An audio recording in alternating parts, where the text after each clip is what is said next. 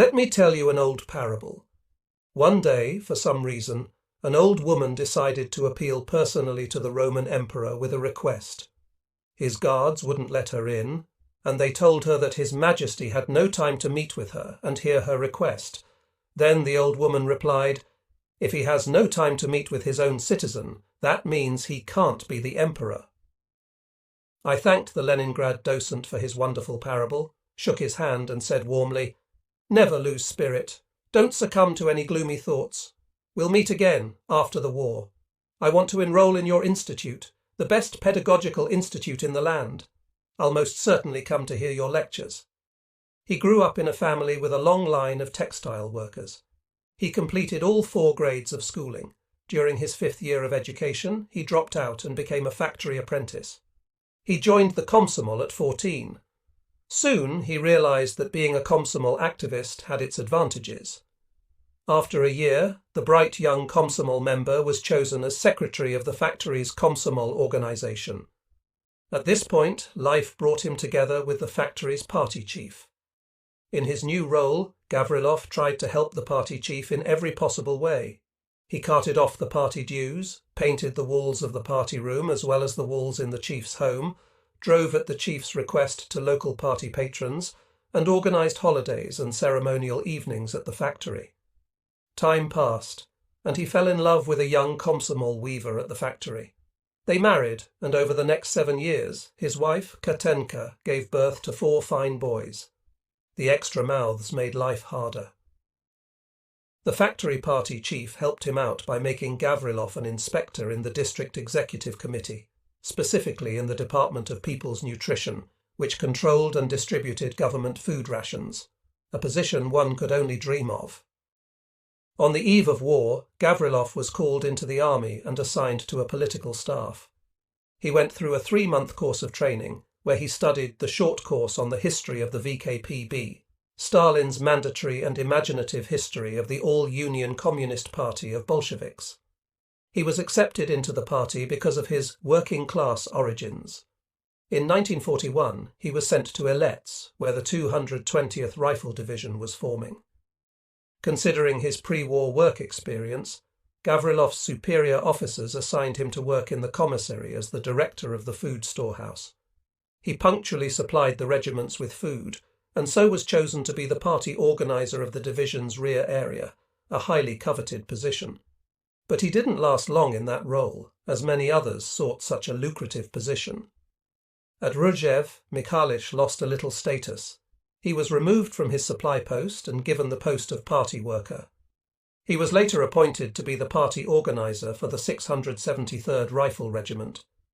Continually rubbing shoulders with Gavrilov at Rzhev, and later at Dubrovno, Orsha and Smolensk, I came to the conclusion that at the front, this party organizer was busy with 2 primary tasks: to stay alive at any cost, and to be a reliable commissary for his family back in Ivanovo.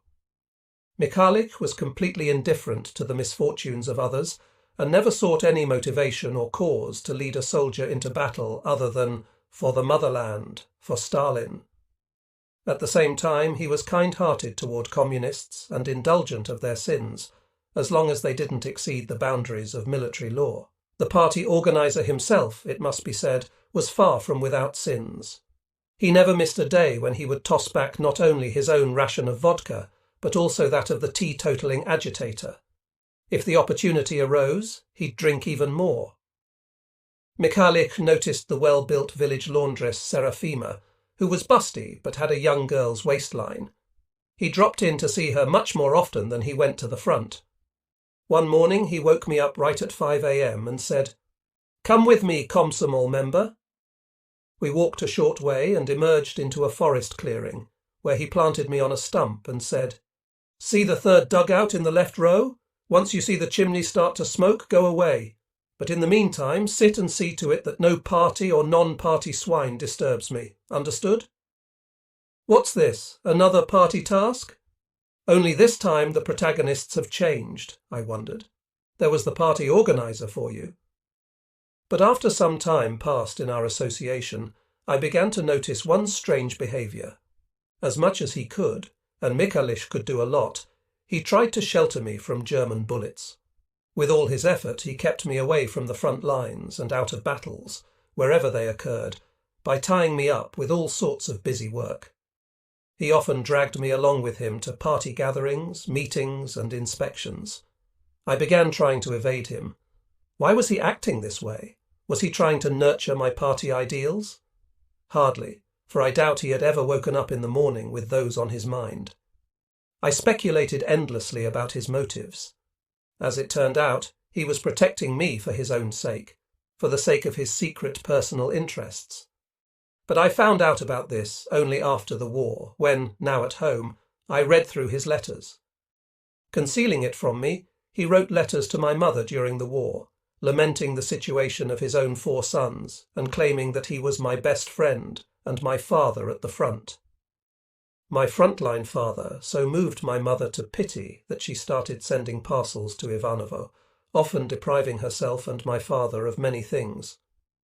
Commissar Gruzdev valued Mikhalik, knowing that the clever man from Ivanovo was very crafty and knew how to get around anyone in any situation.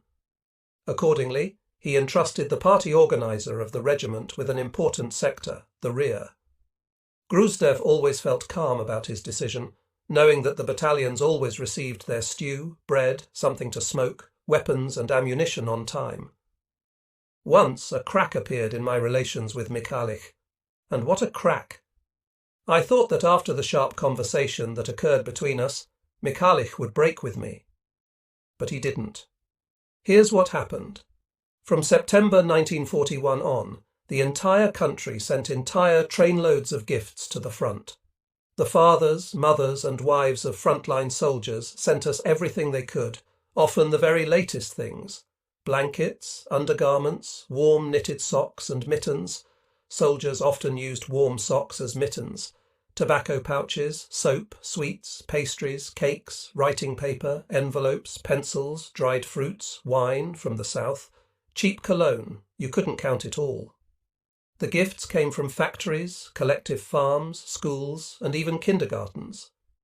These gifts, caringly packed in cardboard boxes and plywood crates, which also contained letters and photographs, brought boundless joy to those at the front.